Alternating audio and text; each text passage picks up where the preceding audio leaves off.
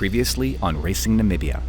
Well, it's the morning after the long stage, and today is essentially just a rest day before tomorrow, which is the last stage. It's a celebration, basically. And a beautiful course goes over those dunes. We are at the finish line of 250-kilometre Namib race, and we are so excited to have held the race here and have a successful ending.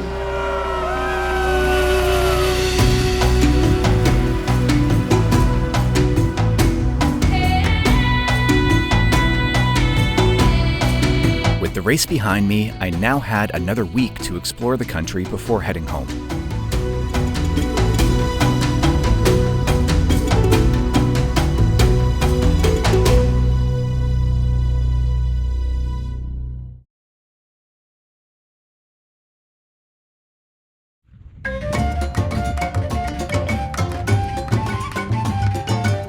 The day after the race, I met up with a couple of runners, Gabriella and Joachim, to check out one of the sites that I'd really wanted to see, about a 2-hour drive from Swakopmund.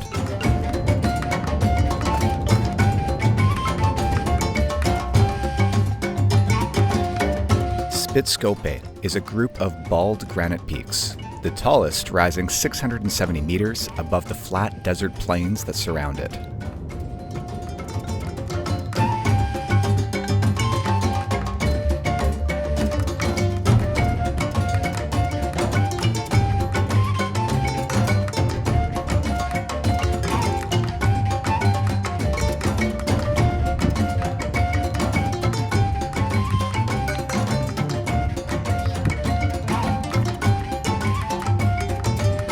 The word Spitskope is German for pointed dome, and it's often referred to as the Matterhorn of Africa because of its resemblance to the Swiss mountain.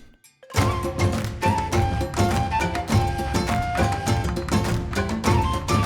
why they paint only on the overhang rocks, it gets less and less when you go.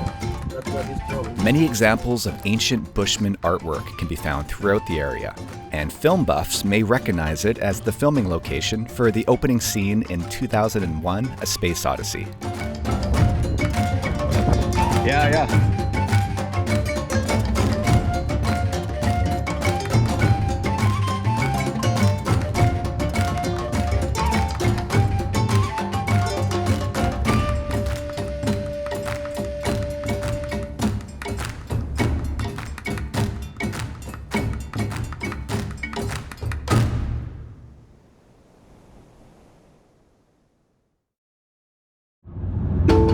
The next day, I left Swakopmund to head 45 minutes south to Walvis Bay to spend a day exploring an area called Pelican Point.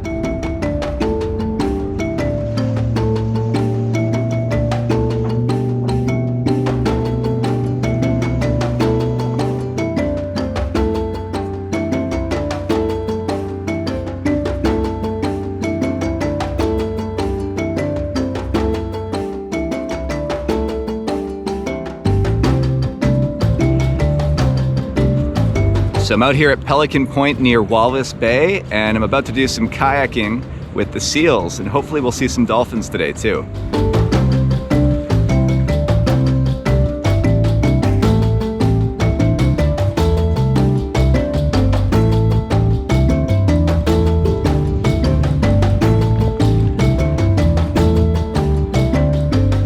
They're hard to catch on camera, but there's bottlenose dolphins everywhere.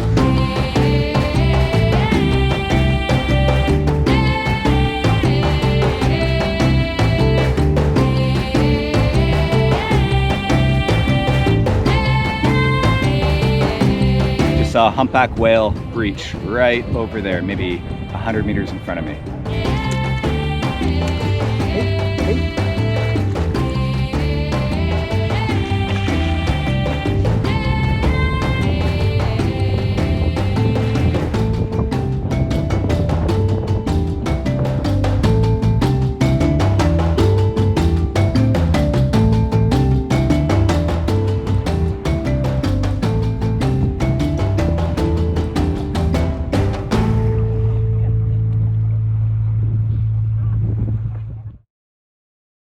Leaving Walvis Bay the following day, it was now time to make the 6-hour drive north to Etosha National Park, where I'd spend the rest of the week.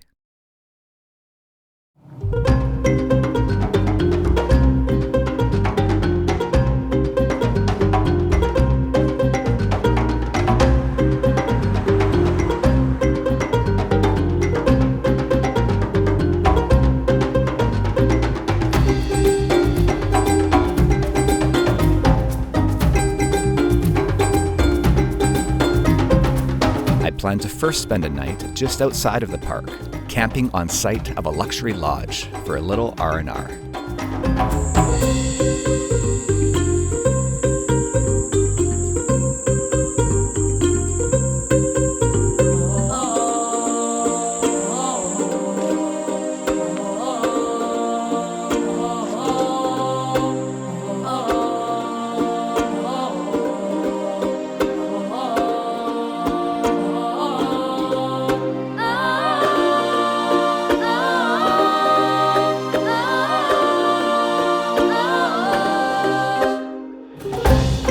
Now had 5 days to spend in Etosha National Park, considered to be one of Africa's best game reserves.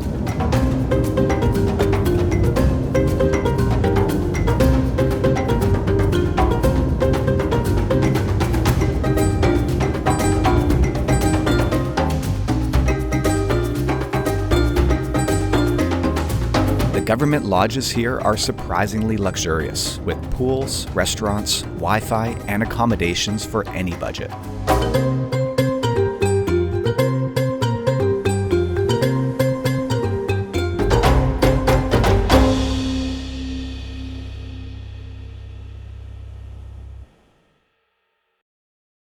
So I've had a busy few days here since the race, but I've had lots of time to reflect on how it went. First of all, I think my nutrition plan worked out well. I didn't feel hungry all the time like I did at my last staged race, despite the obvious caloric deficit. And I think the extra meals that I had for lunch to tie me over until dinner are what did the trick. In terms of gear, I wouldn't change too much either. Now, I didn't go into too much detail here about my gear, but you can watch a separate video where I go through all of that I will provide a link to in the description below. But the one thing that I could improve upon for next time would be my training. In fact, I didn't exactly even train for this race. I kind of just tacked it on to the end of my season. I'd hoped that my fitness would carry over from my goal 100-miler back in August, along with the 50K tune-up race that I did in September. I did do a weekend of fast packing with a heavy pack a few weeks before the race, but most of my training was in hillier terrain and at a slower pace than what I ended up encountering in this race. Ultimately, these races are more like a series of fairly fast marathons than an ultramarathon. There's a reason why the race that this series was modeled after is called Les Marathons de Sable, or the Marathons of the Sand. Rob, who won the race, said he really focused on pace in his own training. He recognized that he'd need to run an average of about 6 minutes per kilometer during the race in the sand with a pack. And so that's exactly what he did in his training. So an obvious way for me to improve would be to get much more specific and targeted in my training. Maybe I'll get a chance to apply what I've learned this year in another Racing the Planet event in 2022. These races really are all about the people that you meet, and I'm so inspired by the stories I heard from people like Gabriella and Mabasa and Vladimir. And particularly for me, Rob, who won the race at 60 years old. The idea that, in theory at least, with the right preparation and training, I could return to a race like this in 20 years and still beat a bunch of guys in their 30s and early 40s is super motivating. But for now, I've got a few more days to relax and explore Etosha National Park here before I head back to Windhoek to begin the long journey back to Canada.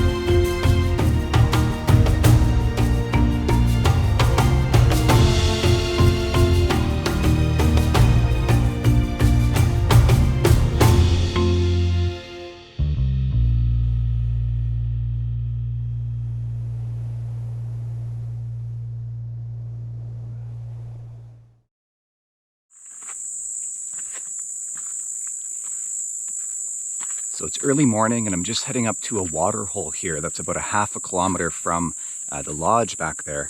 And this is something that makes Etosha Park so unique. These water holes are all over the park, some of them really close to camps, and they're actually floodlit at night. So you can just sit up on the rocks on benches and watch the animals come and drink.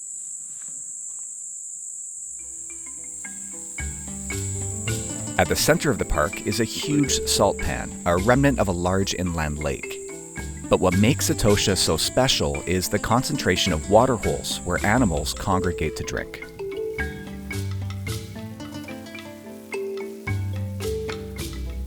Animals visit these water holes throughout the day to take their turn to drink, almost like clockwork. Zebra, springbok, oryx, giraffe, and herds of elephant throughout the day. Rhinos and lions at night, illuminated by the huge floodlights.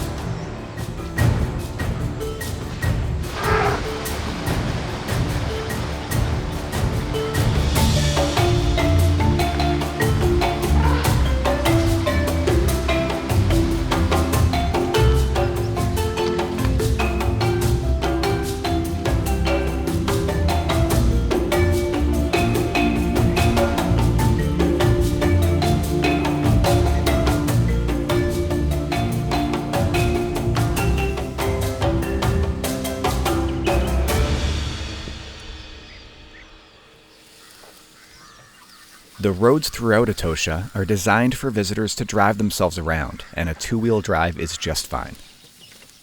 I spent quite a bit of time driving around the park and even joined a guided safari, but I think I saw more at the water holes located right within viewing distance of the two lodges I stayed at. This is what makes Etosha so unique compared to somewhere like East Africa. Years ago, I spent a week chasing animals through the Serengeti in Tanzania, which was an incredibly exciting and rewarding experience. But here, the animals come to you, and you almost seem to miss more by venturing outside of these strategically placed lodges, instead of simply staying put.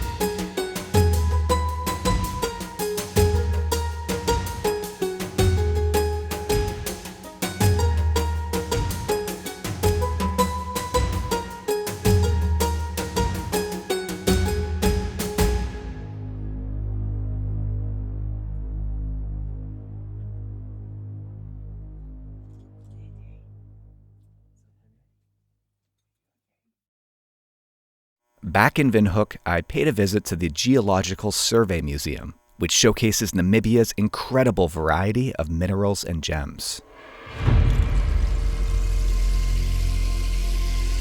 Mining is one of Namibia's most important economic drivers, accounting for about 25% of its revenue. The country has large reserves of uranium, zinc, lead, tin, copper, silver, and tungsten, as well as diamonds, which are its biggest source of revenue.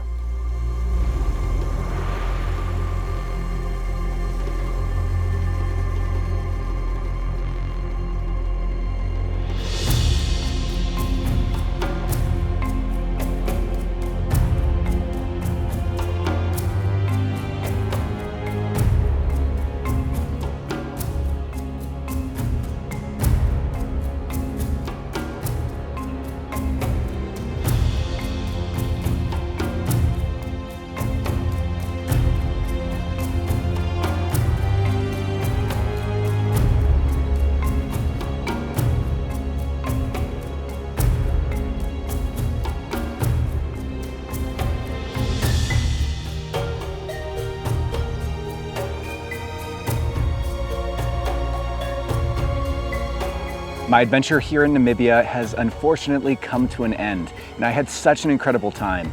Over the past 3 weeks, I drove something like 2,300 kilometers and covered another 250 by foot, and I feel like I still just barely scratched the surface. It's such a beautiful country, the people are so amazing and so friendly. I just can't recommend visiting the country highly enough. And if this video has sparked your interest in running the Namib Desert race, then you're in luck. The next edition will be taking place in just under 6 months, in early May of 2022, back on its spring schedule.